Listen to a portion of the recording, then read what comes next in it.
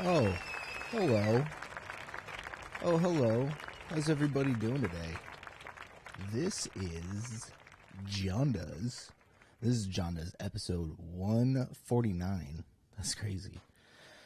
Oh man, I've just been doing these, huh? Well, last week I didn't do one, and you're probably like, "Hey, Jon, why didn't you do a show last week?" Well, you know, sometimes you just got to handle business. Well, you know what? Real quick, before we get into all of that, just want to let everybody know, Dinosaur.com. It's the best place to support the channel. If you like what's going on here, if you like hanging out with Jon, if you like, what all this is about, whatever that is, go on over to WildDinosaur.com and check it out. There's some music videos there on the homepage and some art. Those will be getting a facelift pretty soon, actually. But then there's a merch store there where you can check out all kinds of designs that I've made that you can get on t-shirts, sweatshirts, tank tops, zip-ups, baseball tees. There's all kinds of stuff there. We have toddlers. Yeah, you can buy a toddler from Wild Dinosaur. I'm just kidding. No, we have stuff for kids. We recently added mugs and wall prints. I'm gonna try to get some more designs up for those. Hopefully, pretty soon. But yeah, there's all kinds of stuff. So there's stuff there. So go check it out. Go support the channel there. You buy anything from me, it helps me do this kind of thing. Fake piano playing. I'm just kidding. No, it adds to the hat fun, the Jon hat fun. I got a new hat. I'm sure y'all like it. I like it. And if you don't like it, that's your problem. And I feel bad for you. And I'm sorry. What was I saying? Oh yeah, last week there was no show. My temp job that I've been doing extended me through I was only supposed to go up until about this last week. But I've been extended through basically the holiday season. And I've moved on from class. I don't know if I mentioned this before. I was doing like the way I described it to people was I was chopping the heads off kids. And what I mean by that is the photographers for this company would go and take a bunch of class photos at these elementary schools, your group photo, and all the kids go and stand out on the stage or bleachers or wherever, and they do their class photos. And the photographers get a handful of photos at least, so he's good to like 5 to 10. I've gotten way more from photographers, but anyways, you take the best picture and then you adjust a couple of things. So if like one kid's picking his nose, if there's one like solid picture where everybody's looking great except for like one kid picking his nose, you pick that picture and then you like do your best to go through the other pictures and replace either his head or his torso or whatever. So I was doing that for the last couple months, which is the reason why this show moved to Saturdays. And now I'm doing senior portraits. So I've been telling people I've gone from chopping the heads off kids to popping zits. Because that's mostly what the senior portrait stuff is about, is like just retouching, getting rid of zits and some blemishes and stuff like that, and helping out these kids look great for their future selves to look at and be like, damn, I was hot. And I was like, you know what? You had a lot of acne, but I helped you out there. So the other thing too about this job that's great is I feel like I'm leveling up in Photoshop, which is good. I haven't done too many Photoshops in a while. I've been messing around with the AI stuff, which we'll get to that in a minute. Been messing around with the AI stuff for a while. Video, video production, music production a lot. I haven't really popped out too many Photoshops in a while, and I feel like when I do, the aesthetic will probably change a little bit. I don't know how that'll be, but I feel like I've leveled up a little bit with Photoshop, and that's cool. That's super cool, because I always want to get better at stuff like that. It still bothers me, the Adobe business model, and I was able to. I think if you watch this show long enough, you've probably heard me bitch about Adobe. I did renew my plan with them this last year because I'm doing the directing certificate, and I was able to get a massive discount by being a student doing the certificate program. So yeah, I don't know. I'm looking for things to try to move on from, but Photoshop is just so interesting right now. So I don't know. It's one of my coworkers actually gave me a website that was that's good for like recommending best alternative softwares. Sometimes they're paid, sometimes they're not. But yeah, I don't know. I'll probably look at some other stuff. Like, I don't know. I've never really messed around in GIMP. I know a lot of people who have used GIMP as an alternative for photo software. I've never really used it, so maybe I should check it out. There are some things that if I was to give up Photoshop for myself, which I luckily have about another year until I need to make that decision again. A little less than a year. It was a couple months ago that I re-upped. It was during the summer. It was like July, I think. July or August. Yeah, I don't know. I don't know what's gonna happen. But I am digging the weird stuff that's going on. Like generative fill is pretty awesome. The remove tool. Holy shit. I've used that remove tool so much at work. It's so good. It's really good. It's really, really good tool. Why am I struggling here? I don't know. It's probably because I've been I don't know. I've been feeling off the last couple of days. It's like it's been a warm transition into winter, I guess. I mean, fall, whatever. Yeah, it was a warm day today. Seems like it's been kind of dry, and I don't know. I feel like I've had like a pressure headache for the last couple of days. And I get all kinds of headaches. I get migraines regularly, so I know how to differentiate where my headaches are coming from for the most part. And definitely wasn't like a migraine thing, and I'm not even sure if it was a sinus thing either. It was just like there was just pressure in my head. It didn't feel like a sinus thing much, but maybe it was. I don't know. It's just been kind of weird. Yeah, I don't know. It's weird being a human on Earth, living in this meat sack, you know? Really, I'm just a brain in a calcified mech suit covered in like a meat sack. That's basically what our bodies are. We are not our bodies. We are our brains. It's a fact. Fact of life. Your soul lives in your brain. And that's why the eyes are the windows to the soul, is because they look right into your brain. So you want to know what your loved one's soul looks like? Stare at them in the eyes for a while. Stare right into those soul holes.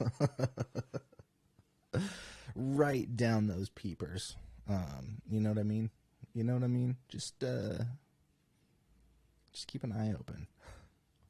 Keep one eye open. What am I even fucking talking about? I don't know. Shut the hell up, John. Pat's not here today to rein me in. We've got a guest keyboard over there in the guest chair today. That is the Behringer vocoder. What is it? The VC340. It's a fabulous piece of gear. I've been using it to beef up some stuff on the music that I'm working on. Oh God, guys, I'm gonna have some news soon. I should have news. I should be okay. The No Friends EP will be out after the new year. It'll probably be out. I don't have a date quite yet. There'll be a date as I get closer to finishing the record. I have 2 songs. Oh man, music is a thing.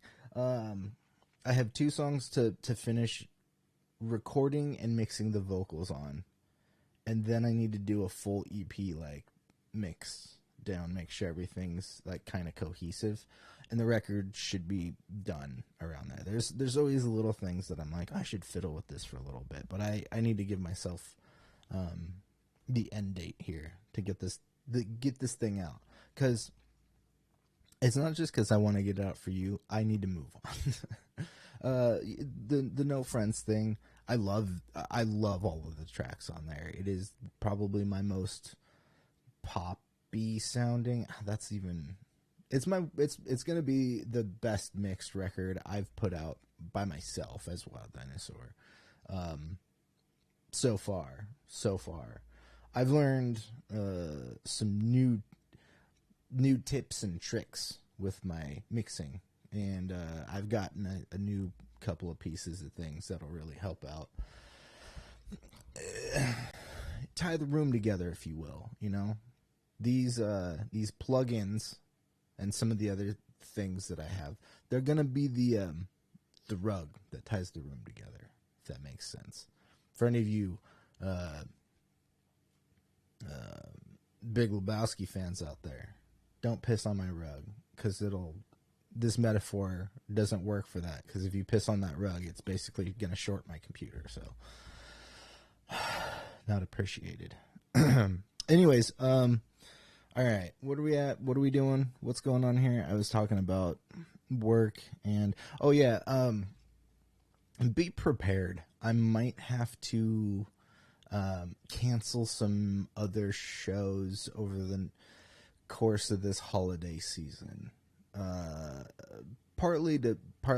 Mostly to try to get some stuff done, because I have a lot of work to do on top of this other job, this photo retouching job that I've been doing, that I'm getting really good at. I might add. So there was 2 of us. Well, there was 2 temp people in the sorry to go back to the temp job thing real quick. I got to toot my own horn real quick. There was 2 of us plus a lead that was doing the group photos, and after they started printing them all, we got a compliment saying that all of our prints looked better than the previous years, which both me and the other temp person, there's been some other people in and out, but there's really just me and this other girl, and we basically kick ass. We're probably the best editors they've ever seen ever in their entire lives. You know what, George Lucas, are you listening? That's right. You want a family portrait? I'll edit it.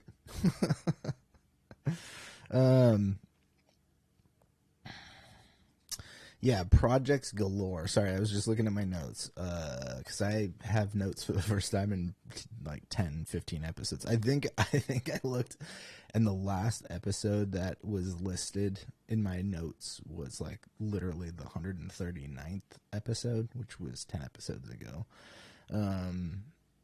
Yeah, so it just goes to show you how wacky this show's been going.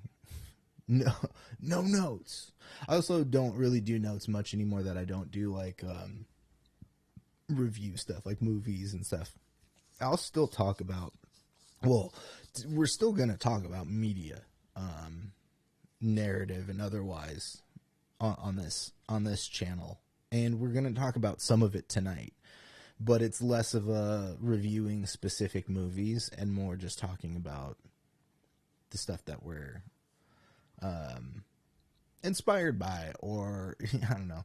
We'll get to this best worst streaming service topic here in the later half, but and I'll explain what that means too. But yeah, so just be prepared that there won't be some episodes on some weekends, guys. There's so many things. This music video that I've been talking about for somebody else, that I've been talking about for weeks. I might have mentioned this before. I sorry, I do not. My brain has been so jumbled with information over the last couple of months. I don't remember what I mentioned to you guys about it before, other than I know that I didn't say who it was. A lot of people already, some people already know who it is. I sent a draft off, and they did not like what I had presented, and so I'm gonna be doing another draft, a completely separate second video for the same song, for the same guy, same band, same group, whatever. I don't know how they label themselves, but yeah. So I got to get that taken care of, and I need to reach out and email back about when I'm going to be able to do that, because I know they're putting a record out after the new year, and then there's going to be videos for as many songs as they can get off of that, coming out that after the new year for the next couple of months. So I just gotta check in with them and be like, hey, I'm probably not gonna have this available till, I don't know, maybe late January, and just get some other details in order. So I have that project to work on, and like I said, trying to get the old No Friends on This Planet EP done.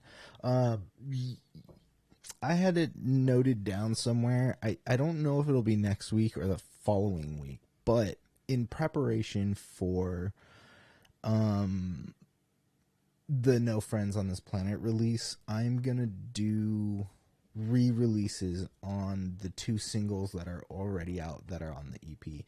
There's Smell the Rain and No Friends on This Planet, the title track of the record. Smell the Rain came out first, and then it was about a year later that the No Friends video came out. I'm gonna be taking those off of, I'm gonna be unlisting those on YouTube here shortly and re-uploading them with the new mastered versions, because here's an embarrassing thing. Smell the Rain, I've had this transitional period over the last 4 years of being able, making music in a certain way and getting things to a certain level. And Smell the Rain kind of was at the latter half of my previous means or methods of producing music. And so music for me has gotten a lot better when I mix with Pat or another person in the room. So you get feedback and you can hear things maybe a little different, or you get some advice or whatever. And one thing that happened with Smell the Rain was I put that song together using a ton of loops through Logic, which is the DAW that I use, the digital audio workstation. That's what DAW is. And I was not utilizing techniques that I use now for mixing, and so the original version that's out now, that's still up on YouTube, there's like a lot of duplicated tracks that I was using to like add loudness to things. So like, for example, the drums weren't punchy enough for me, so I just duplicated the track, which isn't a terrible method, but there are other things you can do in that process to get what you're looking for out of it instead of just duplicating everything. And that was something I had done, was I just duplicated everything to make it louder, and it didn't make it better, it just made it louder. And so when I put it out, I didn't even like fully mix it, which is an embarrassing admission on my end. But I'm rectifying that. So there's going to be a re-release of the Smell the Rain video, and I'm going to do that here on Jon Does Live one of these weekends. And then a couple of weeks later, you'll get the re-release on the No Friends on This Planet video as well, which there's been the new mix on that one is great. I really like it too. I didn't have as many issues as I did with Smell the Rain on that one, so that was a more cohesive mix, I think, from the first take, or from the first version that was released till the new version that's coming out. But I'm gonna be mixing those throughout the holiday as I'm trying to get the other stuff recorded, the vocals for the other couple of tracks that I have. Let's see. 1, 2, 3, 4, 5. There's 5 songs on the No Friends EP. 2 of them you know. So there's 3 other songs you haven't heard before. One of them, oh boy, I've worked on that for almost as long as those other 2 songs. Then there's and that song is gonna be. Maybe I shouldn't give away track titles yet, just because not all of them are set in stone, except for Smell the Rain and No Friends.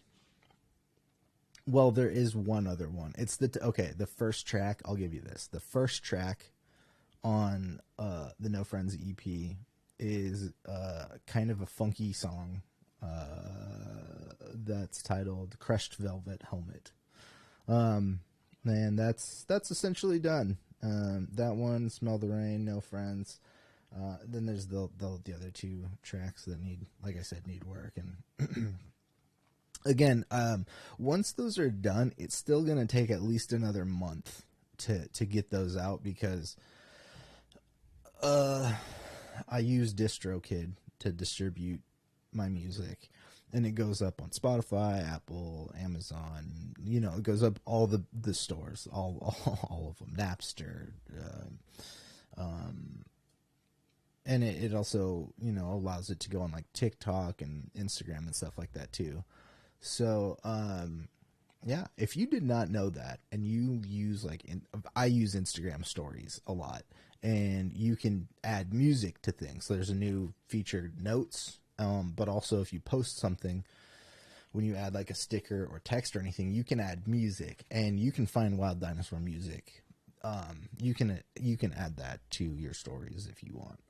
It is available if you didn't know. Now you know, the more you know. You're golden, Pony Boy. Okay. Oh, it's almost 6:30 and I haven't done it yet. We haven't gotten there yet. Are you guys ready? I keep saying I'm going to make an intro for this segment, but this is my new favorite segment that I do every show now. It's almost my weird art corner, but it's more specific to the AI stuff I've been doing. So there's two new edited stories. And then we'll get into we'll do the thumbnail, but I wanted to let you know there are 2 edited stories that Pat and I did. One of them I have not released, so this will be the premiere for it. The other one I put up in my Instagram stories last week. So a couple of weeks ago I premiered Dude News here. If you didn't see that, you know what? Let's just get into this. Let's just get into this. Let's start with the thumbnail. First things first here, right? Where are we at? Full screen graphics. Okay. So this was this is the thumbnail that I'm using today. This was as you notice, I don't have that mustache anymore because a handful of months ago, before I lost Adobe, or it was about before my subscription was ending, I started to try to pop out a bunch of just thumbnails that I was going to use for later purpose. And today was one of those purposes because, like I said, I've been kind of feeling off. And so I didn't really want to take a whole bunch of my day to try to figure out and plan out and shoot a new thumbnail. So I was like, let's just dig into that and see what we got. And so I made this one. There's a sequel to this thumbnail, by the way. This Planet Battles. There's a Planet Battles 2. Just so you're aware. That'll be coming at some point. But this is a screen grab from the AI generated one. And obviously this text here that is to be the best bad streaming service, that was added later. Added today. This thumbnail was made months ago. But yeah, so I decided to run it through Runway like I do every week now with the thumbnails. And here is this week's 16-second AI thumbnail video. It's just changing the channel, watching the world blow up, I guess. And he's trying to get back to Planet Battles, and he's sad now. No more Planet Battles, but now it's back, and my face morphs again, so... I really like this one. I think this is funny. It's almost like he's trying to change the channel with the remote, but the remote's like a broken laser or something. But yeah, I don't know. I think this one's really good. I love doing the AI versions of my thumbnails. It makes making the thumbnails fun. But real quick, a couple of weeks ago, I premiered this one. Probably saw this.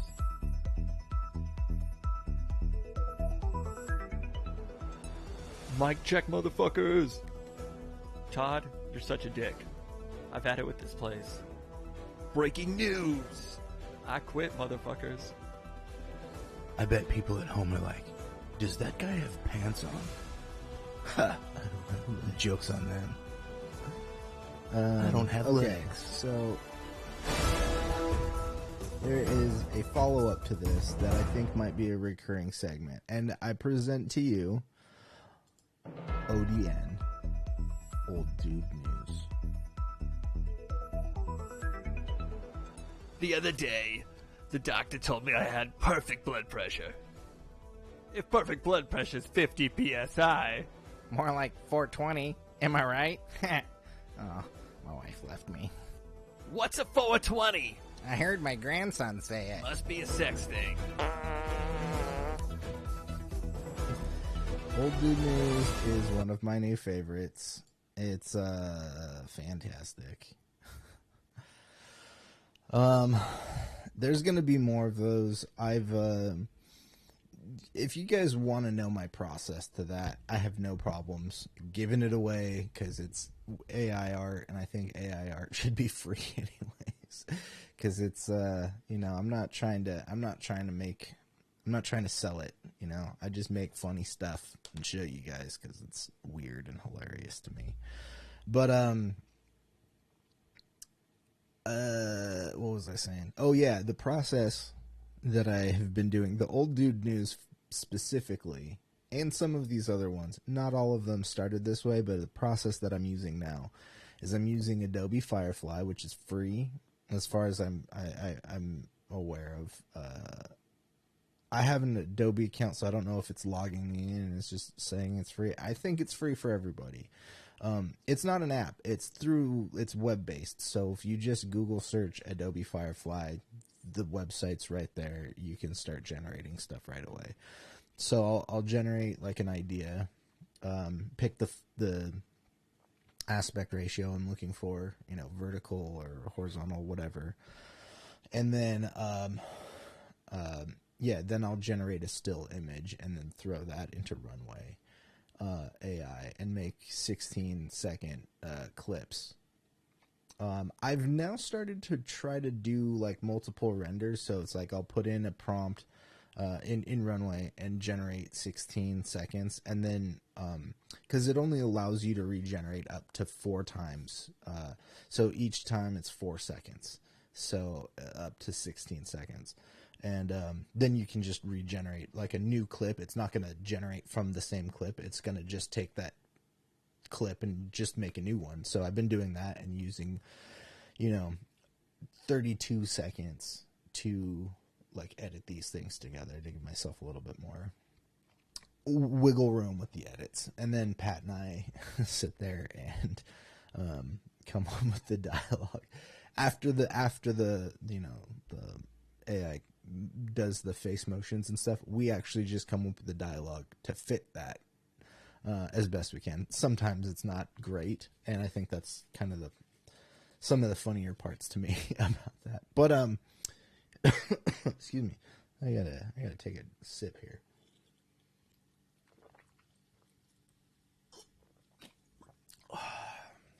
Thanks for watching me do that Coke. Excuse me.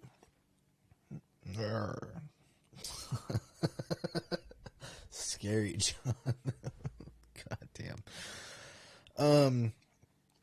Okay, so we do have a world premiere for you tonight, and it's a world premiere AI clip. We're gonna go back to that full screen graphic, and I'm gonna show you guys. It's I don't know how many more of these we'll do, but we just take them as they come. Old dude news. I definitely want to do more of those, for sure. I'm not sure how many more of these other ones, like the wizard ones, or this one, as you'll see. I'm not sure how many more we'll end up doing in the series, but I'm just doing them as I make them, and I don't know. I really like them. So, anyways, with that being said, I would like to premiere the new AI video. Weighing in at 64 tons of human innovation and 80% hidden fees, Spirit Airlines. My spirit has an airline? No, Thad. You left your spirit animal at Burning Man. Wait, I'm at Burning Man? You're at work, dude. I knew I shouldn't have put that third tab in my coffee this morning.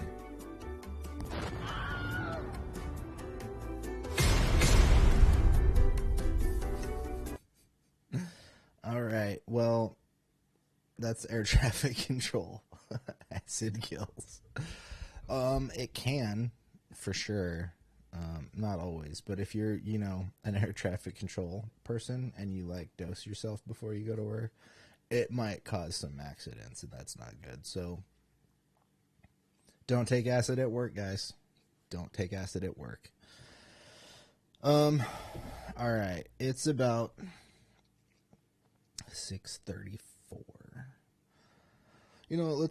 Let's quickly talk about one other thing that is big news. It's really it is big news, and it's relevant to what I have talked about on this channel for a while.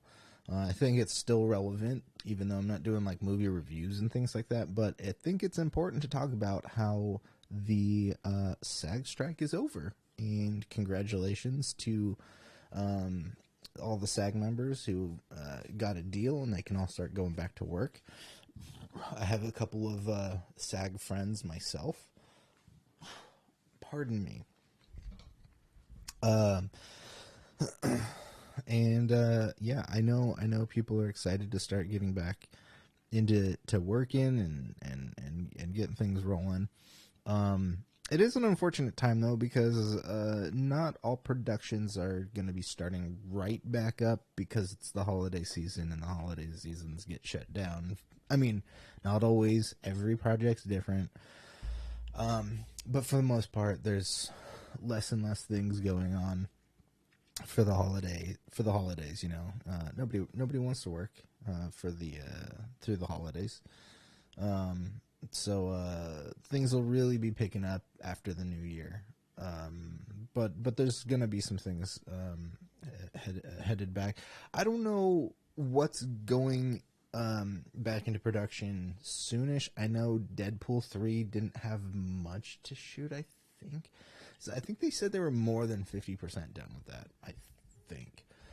And then I'd heard, what was it, Beetlejuice 2? Did you know there was a Beetlejuice 2 happening? Well, there is.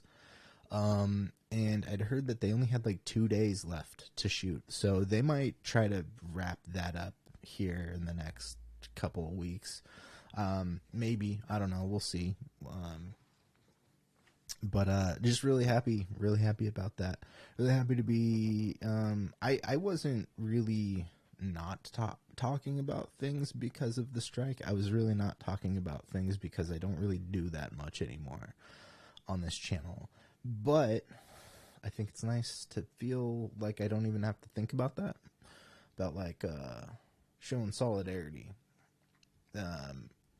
For example,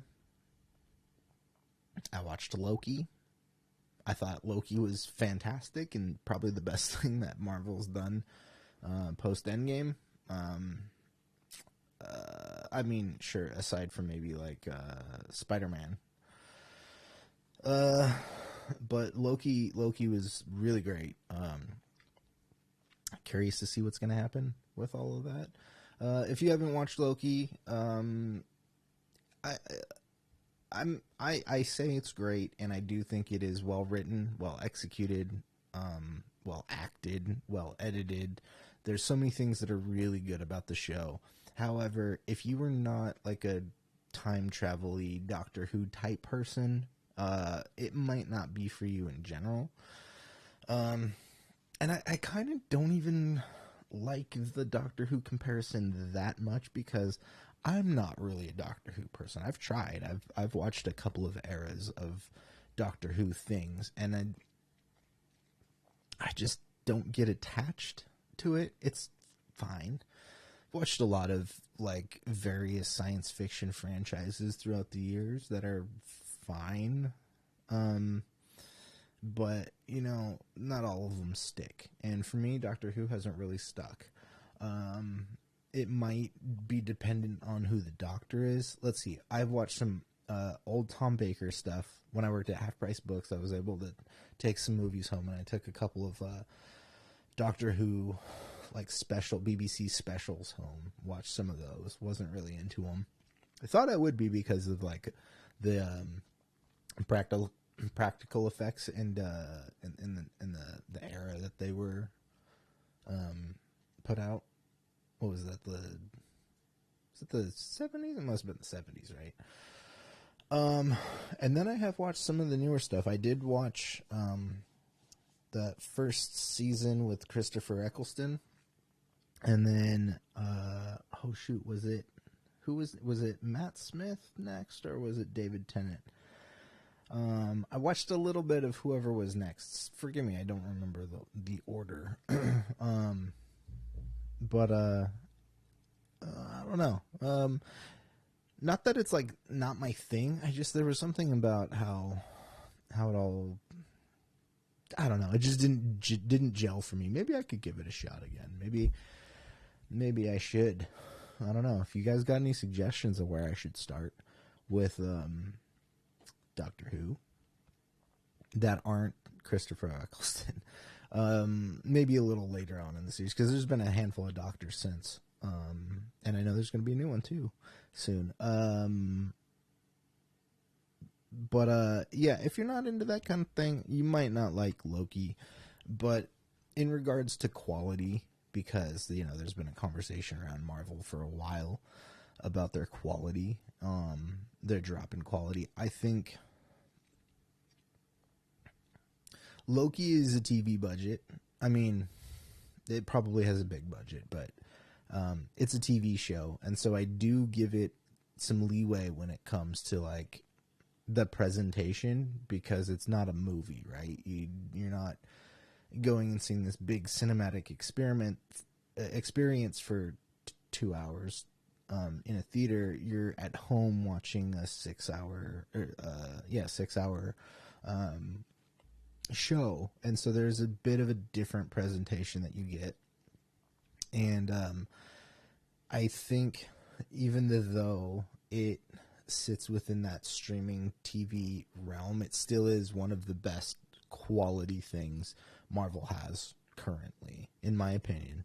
And I don't know, I really liked it. I really liked how this season ended. I was very appreciative of the emotional, heartfelt story that tied things together really nicely. I think there can always be gripes with things, and my gripes aren't even like, well, they did this bad. It was just like, I didn't get enough of this character or this character, and I would have loved to see more of them. But I think that is not a detriment to this show. It's more of a strength, because it got you invested in these characters. It got you wanting to know more. And it's the Marvel Cinematic Universe. They can do anything they want now, especially after this season. If you understand what happened this season, there's a lot of things that we kind of knew the direction they were going, or where they are with multiversal things. But they have literally they can do anything they want right now. Narratively, there's other problems that they don't have so much control over in real life. But anyways, the strike's over. We can talk about things. We can people can get back to work and not have to worry if producers are threatening to wait them out till they all lose their homes and can't eat and do, basic survival things, which is disgusting to hear that any producer who just wanted to wait out the workforce like that. I mean, I get it. I get it. We live in a capitalistic society, and there's give take you have to have when it comes to a workforce. And people probably don't want to hear this, but thank God for the unions, huh? Basically, all the unions are winning right now. UPS, they've won. The auto workers have won. SAG, the writers, all winning. Unions are doing good jobs right now.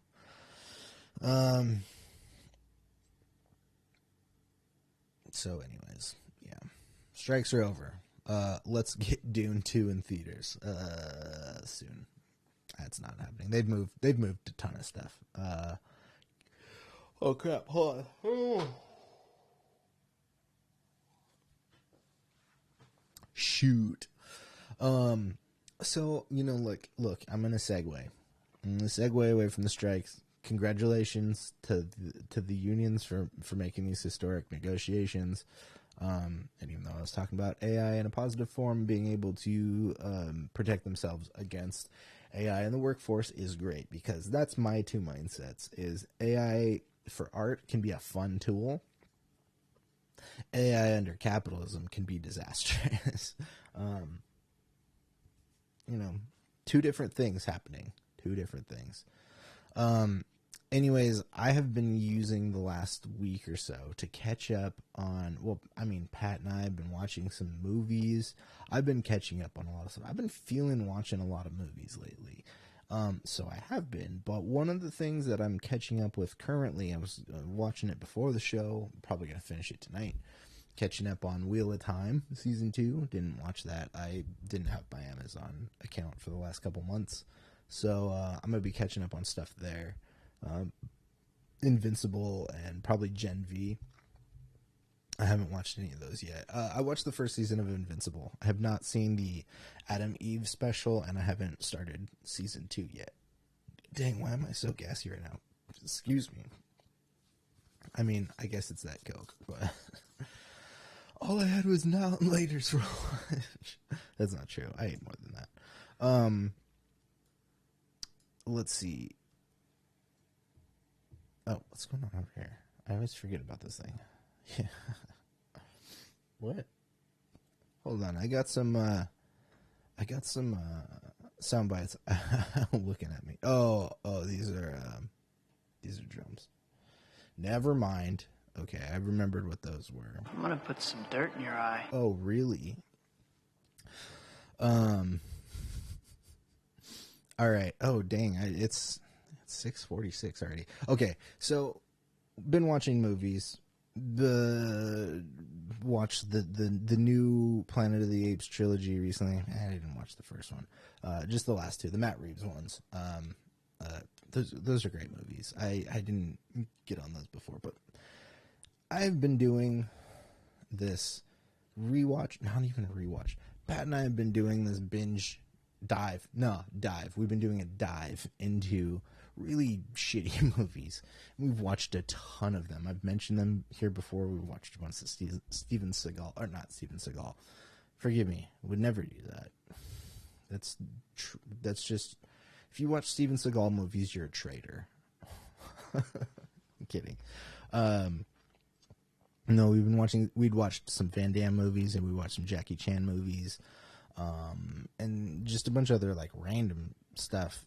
And then we got into this whole era of Roger Corman produced Argentinian like sword and sandal movies.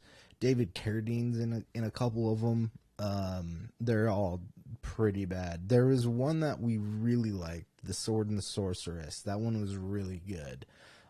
It's bad, but there is effort put into it. You know, there's some really good, I wouldn't even say effects, but like sets and costumes and just like practical things, lighting and stuff that they do.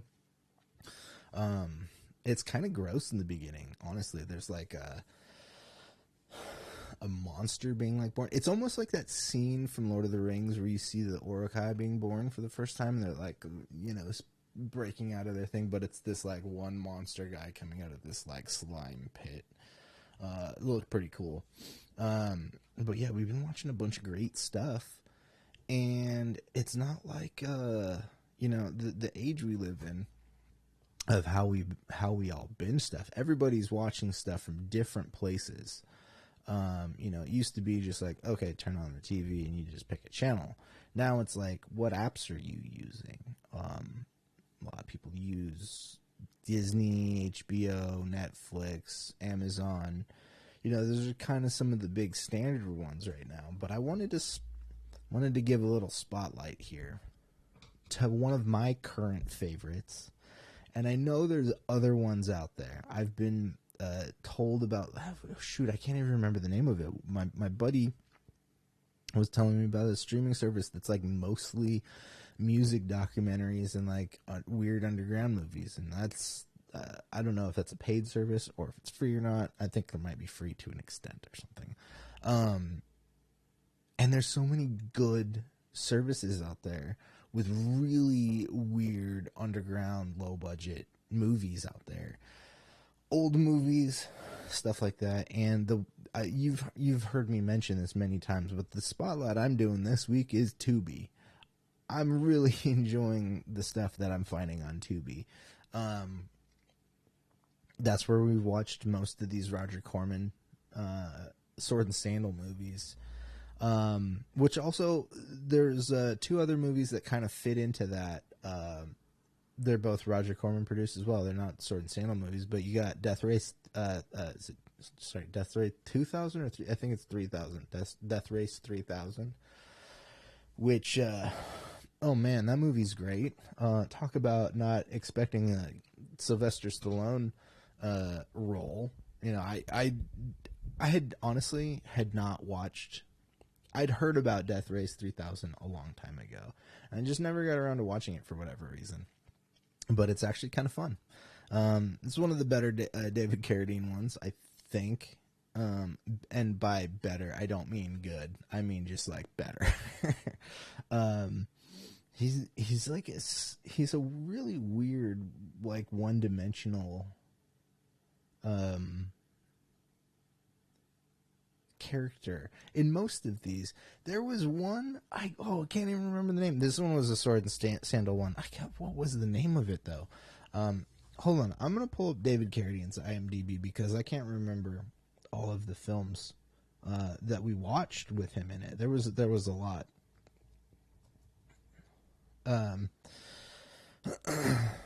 But the character he played in this one was just awful.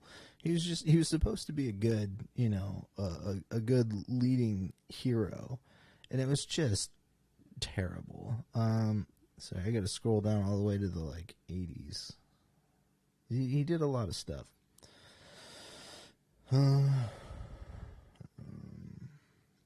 Ooh, Wizards of the Lost Kingdom 2? That looks like it's probably garbage. Wait, did we watch this one already? I don't think we did. This one looks terrible. So a heads up, if you do decide you want to go down this road, if you do want to follow Pat and I down this road of Roger Corman produced B movies, C movies, there is a lot of topless women in these movies. Just a heads up. That's just kind of standard practice, I guess, at the time. Wasn't Warlords. It was... Oh, what was the name of this one? I'm having such a... It was... Was The Warrior and the Sorceress? No, that's the other one, right? No, it was The Warrior and the Sorceress. I think it was this one. Anyways, the funny part about it is he's like this, like, I think they only mention it like one time. It's in the like synopsis of the film, but I think they only mention it like one time. He's supposed to be a like an ex like holy warrior. And the funny thing is about him is that, hold on, I'm still going.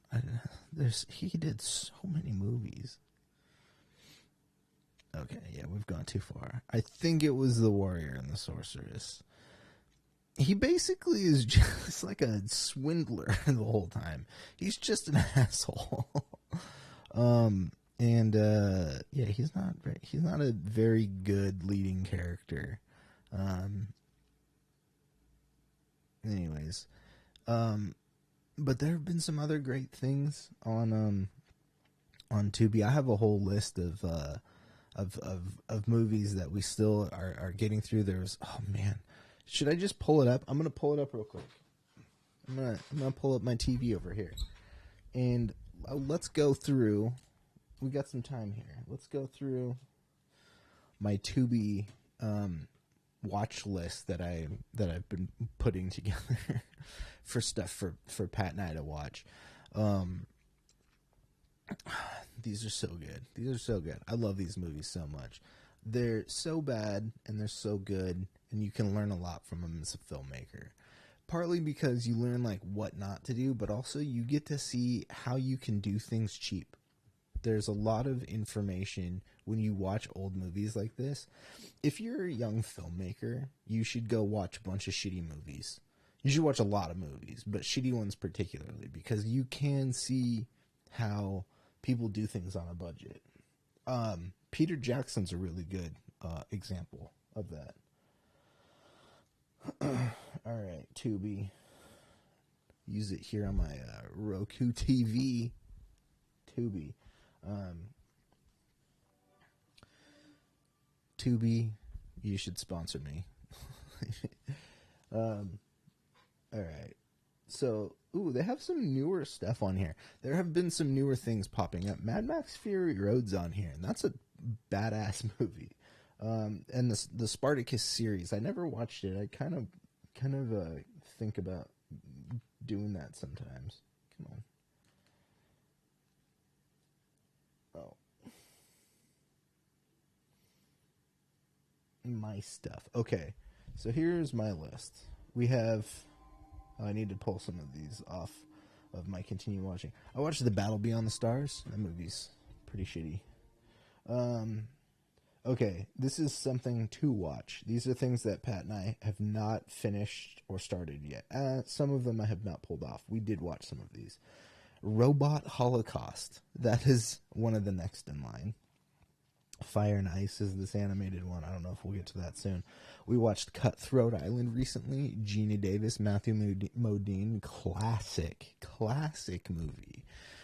Talk about the most boring swashbuckling movie I've ever seen. I was reading some. The fun thing to do about this too is right before you go into this is read a little bit about the production. Cutthroat Island apparently is the biggest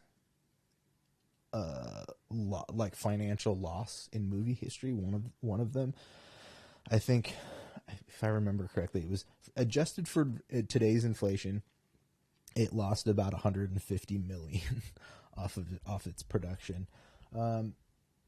There was a lot of things in there that could have been fun, but that script, I felt like they were still writing it, and they didn't really know what they were doing during the filming of it, which it sounds like was the case. Battle Beyond the Stars, that dude basically just flies a dildo. Oh, no, it's not a dildo. It's basically ovaries. His spaceship looks like a giant ovary. Okay. This one, I know you can't see it. A Nymphoid Barbarian in Dinosaur Hell. This came out in 1990. It's an hour and 21 minutes, and it is a sci-fi horror. In a post-Armageddon world, a young woman fights for survival against mutant cave dwellers, dinosaurs, and other prehistoric animals. Tell me that doesn't sound cool. Hell Comes to Frogtown. Oh, this is a I should mute this. Oops, I don't want to get claimed for audio stuff. This is a Roddy Piper vehicle, and one that I've missed in my life, and need to catch up on. There's the Spartacus series, The Warrior and the Sorceress. Yeah, see, okay, it was The Warrior and the Sorceress. The synopsis here says, a holy warrior, Cain, David Carradine, sees a village divided by rival clans and plays them off against each other. Yeah, he's just a grifter. That's all he does the whole time. He's not a holy warrior. He's just an asshole. The Barbarians, 1987. It's an hour and 20 minutes. In the time of Dungeons, Dragons, and Sorceries, the fate of an enslaved queen made to wed an evil ruler will one day fall in the hands of her children. Sounds fun. These are all like 80s sword and sandal, or some of them are post-apocalyptic. Like She, 1984 classic She. When two handsome strangers thrust a warrior queen into a perilous adventure, she and her new companions must bravely cross an unforgiving landscape. See, you just throw out an idea and then make the movie. Amazons, 1986. Barbarian Queen, 1985. Deathstalker. That was the one we loved. Deathstalker was fucking awesome. Deathstalker 2 was a bit weird, which is the one we have listed here, but Deathstalker was fucking awesome. Go watch Deathstalker. Peep Show. This is a British show from the early 2000s. I watched a long time ago and want to rewatch sometime because it's a pretty funny show. I enjoy BBC comedies like that. The Peanut Butter Solution. Okay, I got to talk about this real quick. I watched this movie one time when I was a child. This came out on TV in 1985. I don't know if it was a made-for-TV movie or not, but I watched it on TV in probably 1986. I always thought it was a made-for-TV movie. I never, ever heard anybody talk about this movie, and when I brought it up, people would fucking be like, what are you talking about? I've never heard about that before. This is the synopsis. 1985, adventure, it's a kid's comedy, right?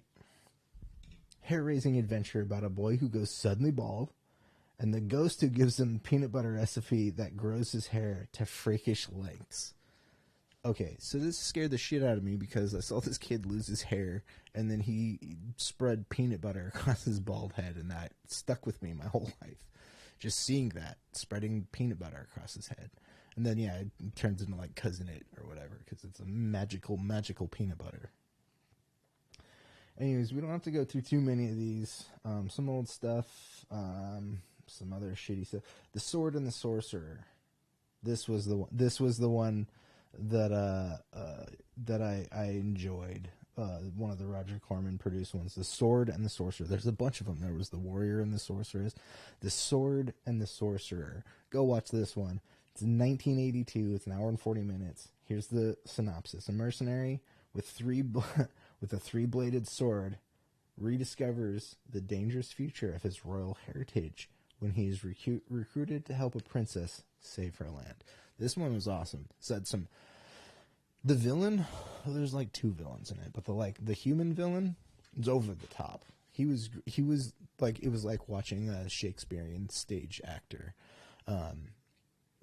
in like a B movie. It was great. It was like it was akin to, maybe not on the same level, but almost akin to Raul Julia in Street Fighter. Fucking fantastic. Rest in peace. Yeah, and that's about it. Everything else on here is like Plebs TV show. If you haven't watched that, it's like Workaholics, but it's like Ancient Robe. I never saw the finale movie came out last year for it, and I haven't caught that yet. And then yeah, I still haven't watched this one, The Man Who Killed Hitler, and then the Bigfoot, Sam Elliott.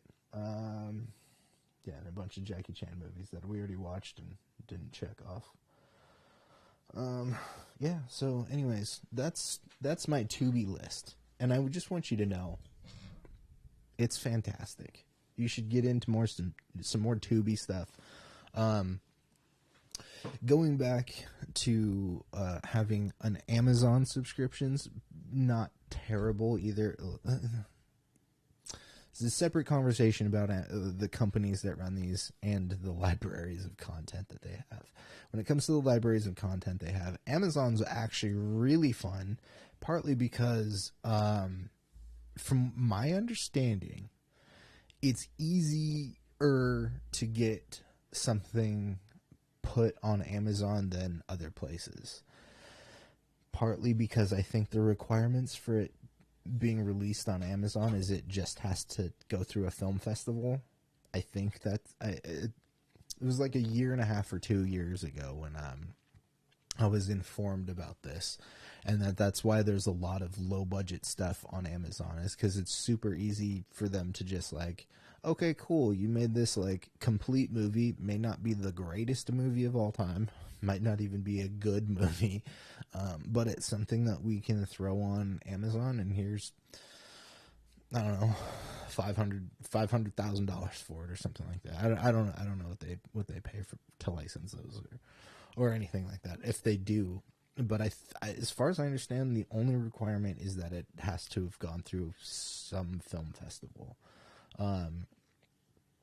I think distribution for other services is a lot more intense, and you have to do a lot more stuff.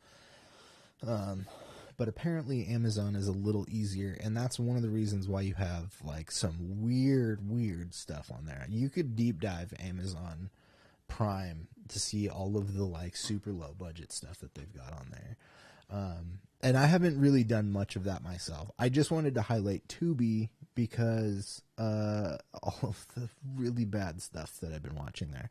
And it's so bad, it's so fun. And we can have a conversation about that in one of these other episodes if you guys want. It's about 7, it's over 7, it's 7:05 right now currently. So I'm going to end this show soon here in the next couple minutes. But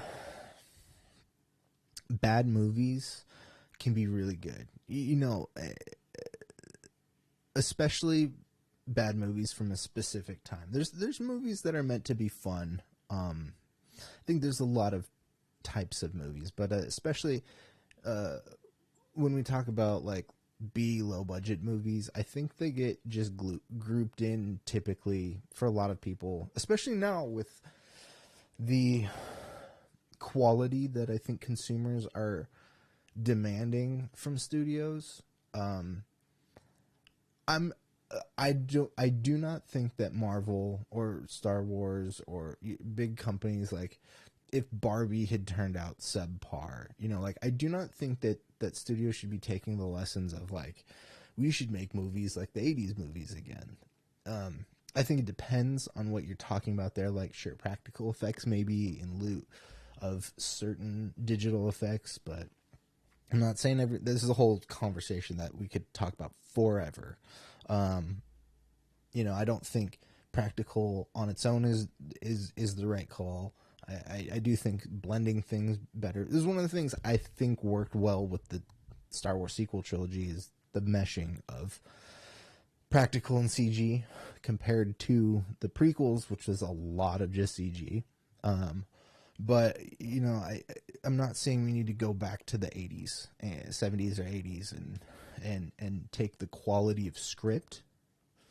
But I do think it's important to go back and watch these movies for all kinds of purposes. Again, especially if you're a young filmmaker, there are so many things that you can learn from these Roger Corman Argentinian produced movies. And one of the things about them is like they had,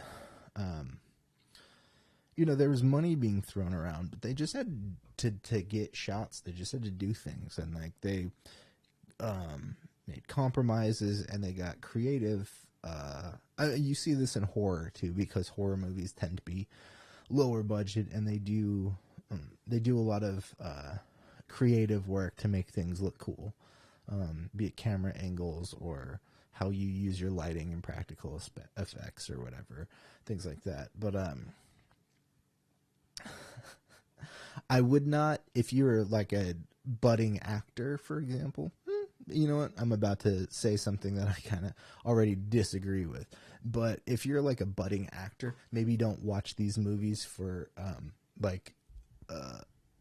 inspiration. Maybe use them for maybe this is how you don't present yourself in this kind of a scene. You could definitely take some lessons from them. But I mean, this is part of film history. There's a huge part of film history that's just B movies that are so inspirational. This is why I'm always like, there's room for everything, and I'm excited about this digital age because there's more room than there was before. Like I was saying, you can get a lot of, if I put a movie or a short film out, or a feature length film, and I get it into a film festival, which it can be difficult, but also there's a lot of festivals, so there's a lot of opportunities to do that. Now, of course, you have to pay for those application fees, but you get into one of those film festivals, you might either find a financier, or you just now you're able to put this up on Amazon, and people can watch your film. And then I know there's always the conversation of who's the best filmmaker? Is it Nolan? Is it Spielberg? Is it Scorsese? Whoever. Those are the minority. There are a lot of directors, and there are a lot of talented directors. I don't want to discredit any of those other. I mean, it's hard to discredit Spielberg. That. He's made so many movies, produced so many hits, things like that, and these other directors are fantastic too. But I don't think we necessarily need to hold our standard at those exceptions to the rule, because the rule is everybody else. It's literally every other filmmaker out there. A lot of them work in TV now, and they have more opportunities because there's more shows being made, things like that. I don't know what I'm trying to say here. Other than, I do find that people are complaining about content a lot, and I'm one of them myself. There are things in a lot of these properties that I think a lot of us want to change, but also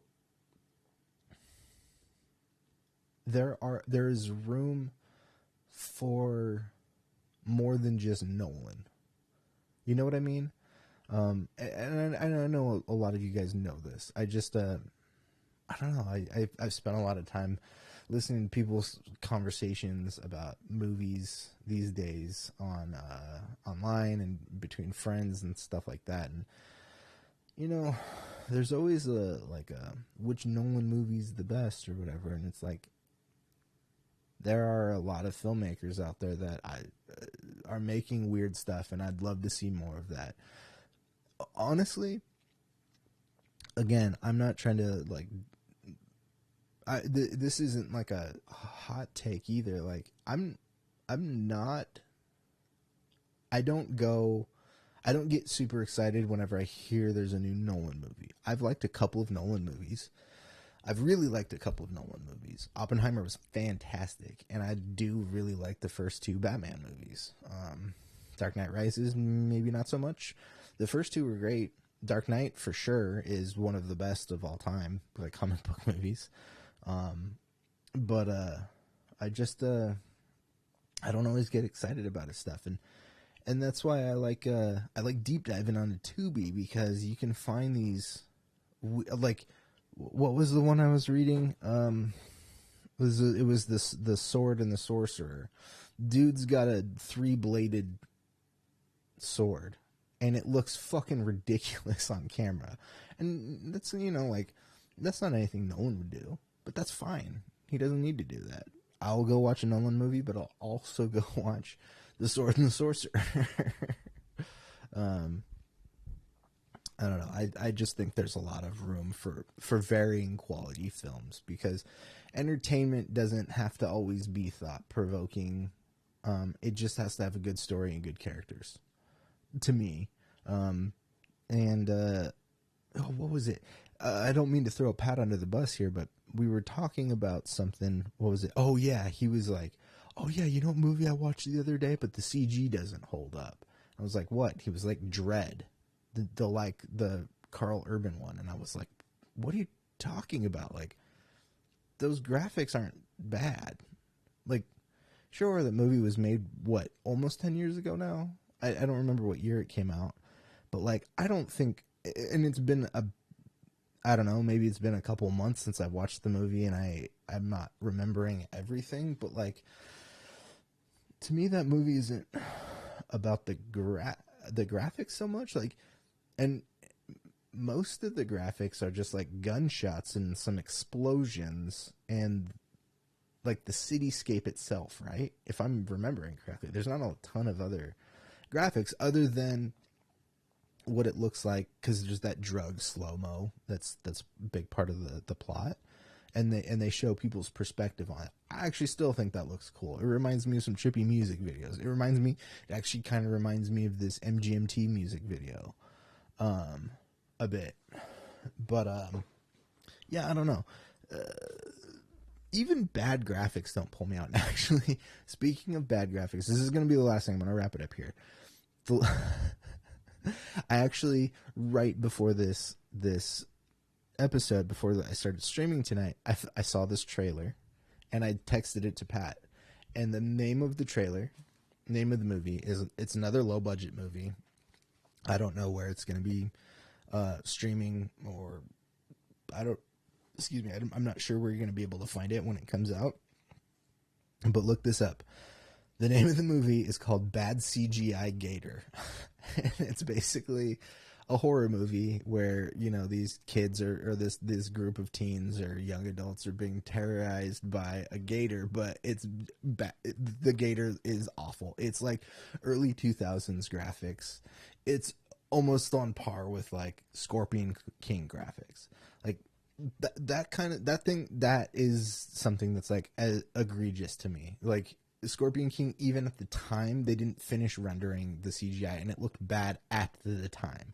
It's only gotten worse, but things, I know a lot of people are like the CG in like the prequels. Like, don't get me wrong, I can complain about the graphics in the prequels. I still think they hold up a bit because they were great at the time. They're not great anymore. We've seen better from Lucasfilm, just even on TV. But like, that doesn't take me out of it so much. I don't know. It's one of the reasons why you can still watch, for me, it's like I can still watch the original Star Wars movies and be like, yeah, there's an ice cream maker. The dude's running with an ice cream maker. Like, but to me, it's not an ice cream maker because they did a good job making me think like, oh yeah, no, that guy's carrying credits or something. That, whatever whatever he's doing. But anyways, I don't need to keep babbling about this stuff. If you catch this episode, I want to hear what your favorite streaming services are that aren't the big ones. Like, are you watching weird low budget stuff as well? What are you watching it on? Give me some titles too. I'd be happy to take some suggestions on some bad movies to watch. I haven't mentioned Netflix. I don't necessarily think they make a lot of stuff. That's what I'll say about Netflix. They make a lot of stuff. And so, and I know there's a lot of international stuff. To me, it's a little bit, I don't know, whatever. If you've got any good recommendations for any platform, let me know, especially if they're in the vein of the, like, Roger Corman, sword and sandal, post-apocalyptic type things. Yeah, let me know. I want to know what your favorite bad streaming service is. And I don't mean like the service is bad itself, just like service that has mostly like movies that you would normally look at and be like, why would I watch this? But really, you're like, this is badass because it's super low budget and kind of cheesy, and the entertainment value of that is worth it alone. Anyways, let me know what you guys think in the comments below. Sorry again for not being here last week. I think I'm paying for it now by having nobody here for the live stream. I get it though. It's Saturday. People want to do stuff on the weekends. I got a new hat. There's that. I will be back next week with another episode of Jon Does, and I think Pat's probably going to be around next week. I don't know. We'll have to see. He was not available this weekend. He had some other things going on, so good for him. He's got a life finally. Before I get going, don't forget to check out LiveDinosaur.com. It's the best place to support the channel. There's all kinds of stuff there that you can buy. There's t-shirts, sweatshirts, tote bags, stickers. I still have sticker packs here. I might have to figure out what to do with some of those. Mugs, framed prints, all that stuff. Go check it out on the channel over there. The last thing I want to let you know about is in the description of this video, there is a link, and that link will take you to Planned Parenthood. And you can donate there if you so choose to. I am a supporter of Planned Parenthood, and they've been winning big. Not Planned Parenthood specifically, but abortion rights winning across the country. That's fantastic. If you got some itchy junk, go to Planned Parenthood. If you need some condoms, go to Planned Parenthood. If you want to donate to Planned Parenthood, click that link in the description. If you want to support this channel, go to WildDinosaur.com and buy something from the merch store. If you like my art, you should just keep watching stuff on YouTube. You should follow me on Instagram. You should follow me on YouTube. And if you like any of the art that I do, feel free to reach out and ask me for commission stuff, because that's always available. Video editing and sound work, audio production. If you want like an album cover, let me know. We'll talk about it and we'll work something out. For Jon Does, I'm John, and I'm doesing things. I does a lot of things. Alright, guys. I'll see you next week. Have a good... I muted myself already. Have a good week. And, eat some candy. Yeah. Bye.